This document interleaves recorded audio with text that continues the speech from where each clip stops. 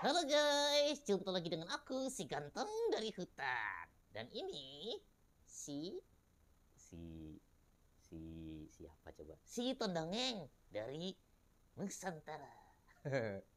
Dari ibu kota baru ya. Nusantara kakak, maksudnya Indonesia. Oh iya iya iya iya iya. Gimana kabarnya? Kabar. Ah iya. Gimana kabarnya teman-teman semuanya? Mudah-mudahan sehat dalam keadaan tidak kekurangan suatu apapun. Iya, makan cukup, minum cukup, istirahat cukup, tidurnya cukup, belajarnya cukup, mainnya cukup. Maksudnya berarti nggak main lagi? Iya, maksudnya cukup aja kakak, nggak berlebihan. Oh iya iya. Mudah-mudahan sehat-sehat semua ya. Amin amin. Kata dia sehat. Alhamdulillah katanya sehat. Otaknya sehat. Ya otaknya sehat lah. Kamu? Aku sih nggak sehat kakak. Kenapa? Kan aku nggak ada otaknya. Oh iya. Isinya apa emang? Isinya dakron. Ngaku juga akhirnya. Kata nih, iya. Kata nih kan seorang seorang apa coba? Aku jadi ngantuk kak. Eh, bilang aja. Kata nih kan seorang pendongeng. Ah ya, kata nih seorang pendongeng. Kata nih kan udah dongeng keliling Nusantara. Iya. Ke Papua pernah, ke Papua pernah, ke Kalimantan sering, Kalimantan sering, ke Jawa, Jawa ya iya lebih sering lah kan katanya tinggalnya di Pulau Jawa. Oh iya. Bali, Bali pernah. NTB pernah. NTT, NTT pernah. Sumatera, Sumatera juga pernah sering beberapa kali. Luar negeri pernah kan kakak? Luar negeri pernah kata di waktu itu di Kuala Lumpur. Berarti banyak lumpurnya kakak. Ada hewan koalanya yang main di lumpur, terus live di TikTok gitu. Bukan itu. Kuala Lumpur itu nama kota di negara Selandia Baru. Hah? Aneh kakak. Malaysia. Ayo Malaysia, kamu udah tahu kok. Kuala Lumpur itu di mana? Di Malaysia. Terus di mana lagi kakak di Malaysianya? Di Kuala Lumpur sama di Selangor. Oh, ini deketan kakak. Deketan kayak misalkan kalau di sini tuh Jakarta sama Surabaya. Itu jauh kakak. Enggak maksudnya kayak Jakarta sama Depok gitu sih, jejeran sebelahan. Oh iya iya. Berarti terus ke mana lagi kakak luar negerinya? Luar negerinya itu pernah ke Singapura. Wah, terus di sana dongengnya pakai apa kakak? Dongengnya pakai baju lah. Maksudnya pakai bahasa apa? Sabar Cihuy, sabar sabar. Lagi kayak gitu lagi. Sikat nih. Iya iya iya iya. Bahasanya. Bahasanya pakai bahasa apa? Inggris? Wah, Katu ini saking cintanya bahasa Indonesia, Katu di sana dongeng nggak pakai bahasa Inggris. Cinta atau nggak bisa bahasa Inggris? Bukan nggak bisa sih, belum bisa. Bisa nanti kalau di kebetulan di Singapura itu dongengnya untuk anak-anak Indonesia. Oh gitu ya kakak. Berarti pakai bahasa Indonesia. Kalau di Malaysia? Kalau di Malaysia di Kuala Lumpur sama Selangor itu Katu ini menggunakan bahasa Indonesia yang baik dan benar. Mereka tahu kakak? Mereka tahu kok. Kalau kita ngomongnya pakai bahasa Indonesia yang baku. Eh, Berarti katanya dongengnya tetap pakai bahasa Indonesia. Iya. Mereka paham kan?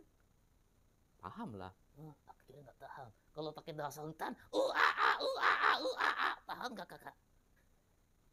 Kalau itu sih nggak paham. Berarti katanya keren ya? Ya biasa aja. Wih keren, udah keliling Indonesia, udah ternak luar negeri juga, keren. Katanya emang pendongeng yang hebat di Indonesia. Biasa aja, nggak usah muji kayak gitu. Jangan terbang kakak, berdigitin aja udah GR. Makanya nggak usah dipuji-puji, biasa aja. Nah, aku mau tanya.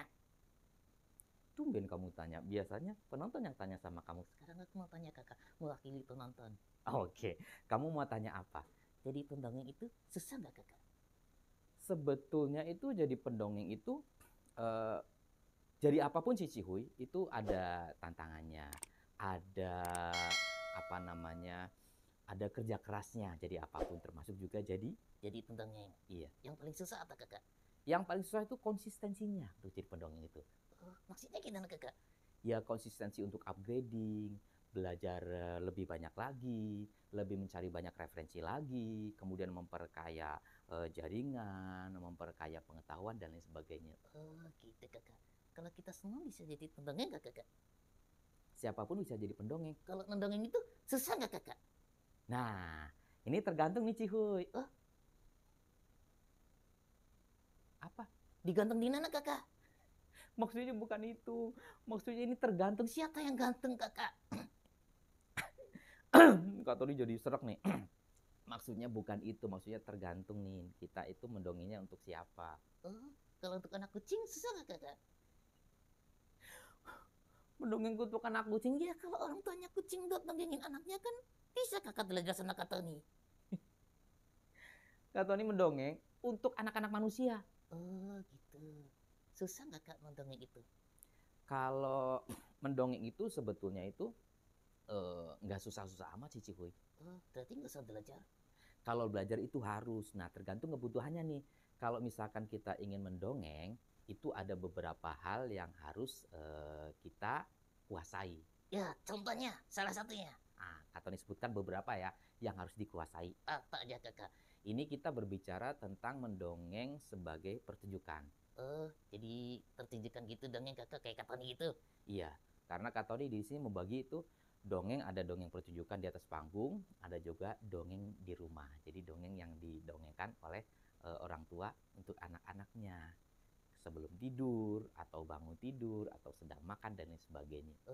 Kalau dongeng pertunjukan? Dongeng pertunjukan itu biasanya kalau misalkan kita diundang sekolahan, diundang korporasi, diundang brand, diundang kementerian untuk mendongeng bercerita di depan anak-anak yang jumlahnya juga banyak. Paling banyak ternyata kak Tony dongeng di depan anak-anak. Paling banyak waktu itu Kak Tony dongeng di depan 3.000 anak. Wah, banyak kakak. Ya lumayan sih. Susah nggak kakak? Ya yang penting kan anak-anaknya tempatnya tuh nyaman, terus sound systemnya juga terdengar semuanya dan ada screen layar gitu yang untuk melihat. Kalau yang belakang itu kan nggak bisa lihat Kak Tony secara jelas. Oh iya ya.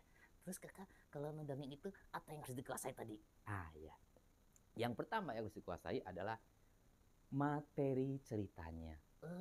Materi ceritanya kakak. Iya. Berarti uang. Bukan itu cuy. Ceritanya. Oh, menguasai cerita. Iya. Nah, kita mendongeng, tapi kita nggak mau ngasih cerita. Nah, terus apa yang mau kita ceritakan? Berarti kita harus kuasai dulu ceritanya kakak. Kita kuasai. Kalau kita sudah menguasai ceritanya, kita bisa memahami ceritanya. Sehingga kita bisa membuat cerita itu semakin lebih menarik lagi. Iya. Terus apa lagi kakak? Nah, yang kedua itu adalah menguasai audiens. Maksudnya diapain kakak? Dikasih uang, dikasih terneng gitu biar dengerin cerita kita? Bukan begitu. Menguasai audiens itu caranya adalah dengan beberapa. Misalkan dengan permainan, atau dengan speaking, atau dengan interaksi, melalui cerita yang kita sampaikan, kita buat gimmick-gimmick, kita buat speaking dan lain sebagainya, sehingga anak-anak itu juga tertarik dan tetap antusias untuk menyaksikan penampilan kita saat bercerita. Gitu ya kakak. Terus apa lagi yang dikuasai kakak? Yang kita kuasai lagi itu selain materi ceritanya, selain audiensnya, yang lebih penting lagi adalah kita menguasai diri kita sendiri. Maksudnya gimana kakak? Iya, biasanya kan kalau misalkan tampil ke atas panggung, kita tuh ada rasa-rasa groginya. Emang katanya nasi grogi? Ya masih lah. Oh iya? Iya, cuma yang terpenting bukan kita grogi apa enggaknya. Grogi itu wajar, semua orang, bahkan sekelas presiden pun pasti akan merasakan grogi ketika sedang tampil mau pidato, apalagi misalkan kelas-kelasnya itu kelas-kelasnya lebih levelnya lebih tinggi lagi. Itu groginya pasti ada. Cuma yang terpenting adalah kita bisa menguasai rasa grogi itu. Jangan sampai kita yang dikuasai rasa grogi. Sehingga ketika kita naik ke atas panggung, kita bisa menguasai diri kita. Dengan kita menguasai diri kita, kita bisa lancar membawakan cerita yang sudah kita kuasai. Dan kita juga bisa membuat audiens terpikat dan terpukau dengan penampilan kita. Wah, gitu ya kakak. Berarti kuasai ceritanya, Kuasai ceritanya, kuasai audiensnya, kuasai diri kita. Iya, betul sekali Cihuy. Gitu ya kakak. Iya. Susah juga ya. Kalau dipelajari ya lama-lama kalau sudah terbiasa ya akan terbiasa. Satu cerita kita bawakan berkali-kali kan lama-lama juga akan lebih akan lebih dikuasai lagi. Lebih atas si kakak nggak jelas ngomongnya. Maksudnya lebih menguasai lagi dari pertama kita ceritakan. Oh, gitu ya kakak. Sekarang udah dulu ya kakak. Udah aja, pertanyaannya gini aja. Kan waktunya gak usah banyak-banyak kakak. Oke, sapa dulu orang penontonnya. Sahabat pamit. Oh iya, pamit sama penonton. Oh iya, makasih ya guys semuanya. Terima kasih. Makasih juga kata nih. Tumben kamu cium. Dadah.